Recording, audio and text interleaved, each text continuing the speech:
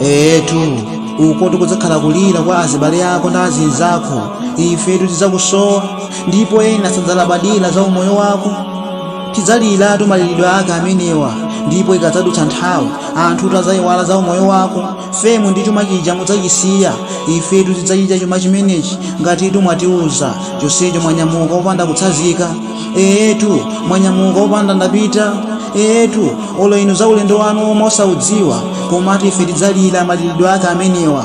Otipepesa zizangoti pepani itu zimachitika, komatu ife ngati azibale anu tizizangoti inna lillahi wa inna ilaihi rajiun.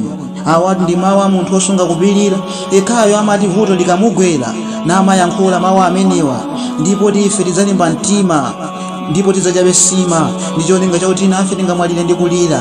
Ngakhale tsiku lobwera imfa sitilidziwa, palibetu mzimu wina uliwonse umazindikira kuti mawa upeza chani, upeza zabwino kapena zoyipa.